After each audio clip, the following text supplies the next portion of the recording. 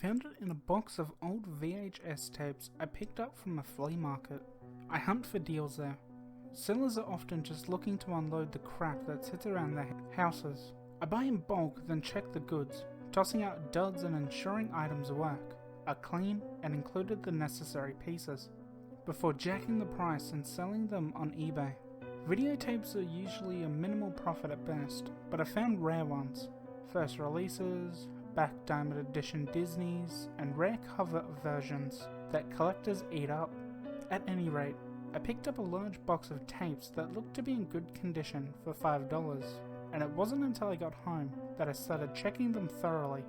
When I did, I found a standard black video cassette tape missing a box. Normally these don't interest me because they're usually unsaleable. Secondly, this had no standard labels, so it was likely some home movie. What stopped me tossing it right then and there was the black strip punch label stuck to the back that read 23-11 in blocky white raised numbers. I suspected from the dating system it was European. NTSC VCR. That confirmed it. I huffed as I returned to my closet and fetched the European PAL deck. It was only 6 PM and I had time to kill, so I popped the tape into my old VHS player and pressed play. The footage was black and white, shot up high from the center of the room where the wall met the ceiling. The camera was pointing down to a thin woman hunched over in a wheelchair. Based on the angle and the stillness of the footage, it was clearly a surveillance feed. The footage was grainy, but I could see the seated woman looked disheveled. Her grey, chin-length hair was matted and messy, and she appeared to be dressed in a filthy hospital gown. The woman was positioned, looked still and unnatural. I quickly realized her wrists and ankles were bound to the wheelchair with straps. Both the walls and floors were padded with quilted square cushioning, and the door behind her had a slot in it, resembling something out of a mental hospital or a maximum security prison. Just a second after the recording began, the bound woman raised her head and looked directly into the camera. I immediately felt a growing sense of dread as the intense stare of the woman burned into my retinas. Some primal part of my brain awoke and implored me to get away, but I just watched as curiously and fear mingled into an all-encompassing wave of building anxiety.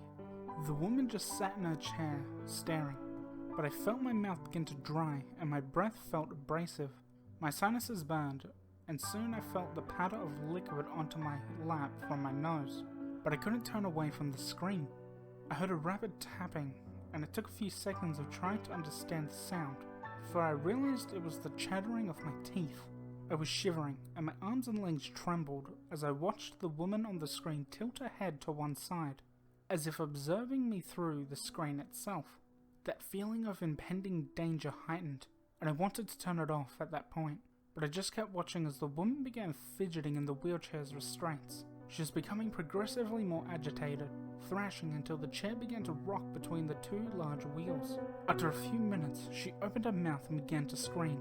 The tape was silent, but I swear I could hear her faintly, though not through the speakers. It was like she was screaming from inside my head, small and muffled from deep under the folds of my brain. I felt my lips crack in stinging slivers. I began to wonder just how long I'd been watching the tape, but I was enthralled by the unsettling footage, unable to stop it.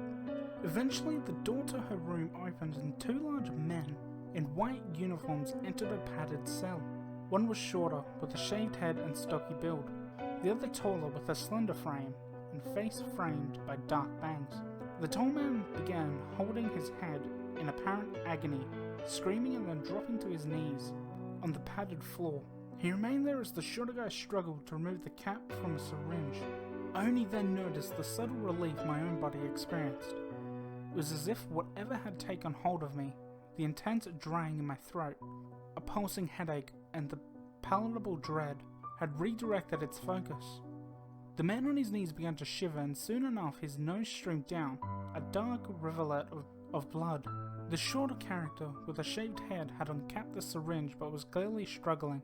His right arm drew it closer, needle first, towards his own eye. His left was gripping his other wrist, trying to redirect its course. I watched in horror as the tip punctured his eye, just a centimetre or so. He seemed to regain control and quickly removed it. He then stabbed the needle into the bound woman's shoulder and pressed the plunger fully down. The feeling of intensity seemed to wash away from both the on-screen characters and myself. Euphoria set in as my previous state of dry, laboured breathing and chest pains left me. The two workers at the hospital, prison, or other such facility both seemed to recover as well, the one helping his cohort to his feet. The two men left the room, securing the sturdy door behind them. I watched for a few minutes, as the woman in the wheelchair slouched and then dropped her head. She looked to be asleep, or at least heavily sedated. She remained that way for a good minute or two after the men had cleared out. I watched her slack body for a few more minutes in utter fascination until the tape reached the end and stopped with an audible click. The intense anxiety dissipated completely, and I only then realised how absolutely drastic the shift in my own state had been. I felt as I'd been desiccated, every ounce of water in me sucked out, yet my nose was wet and dripping down my chin. When I worked it instinctively with the back of my hand, I saw that it was blood. There were red spots on my lap as well from where it had poured out during the viewing of the tape. I stood up on muscles that ached and groaned.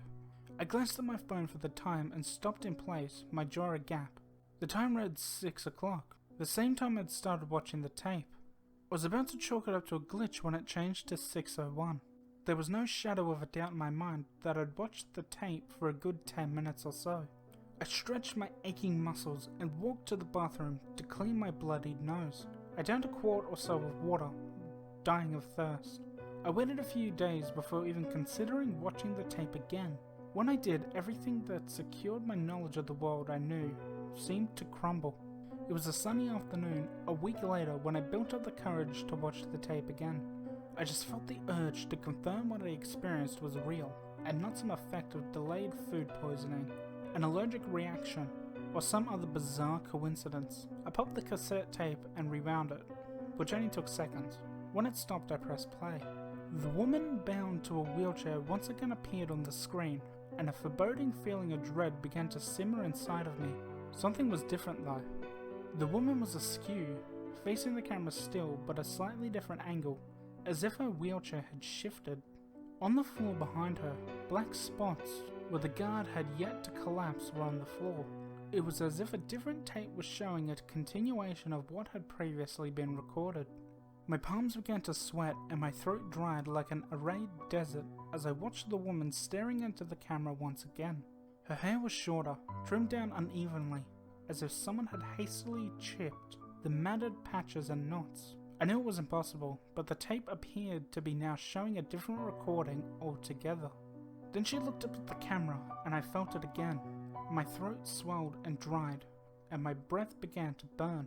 Her dark eyes locked onto mine through the screen. I felt the spasm in my arms and legs as they began to shiver. My sinuses flooded, and my nose began dripping out a thin stream of blood, which dripped rhythmically onto my shirt. I watched, unable to peel my eyes away as the woman in the wheelchair yanked her spindle arms, snapping her restraints. I let out a yell as she stood up fully, revealing her filthy hospital gown. She walked slowly towards the camera, and her wrinkles came into view through the fuzzy tape.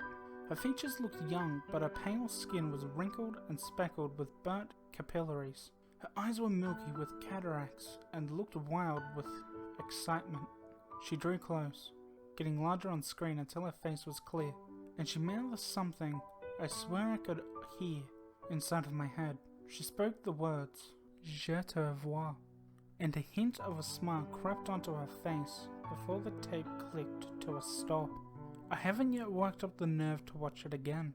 I bled a significant amount during the second viewing, and I'm frankly scared of the videotape. I attempted to make a copy, but it showed nothing but a black screen when played.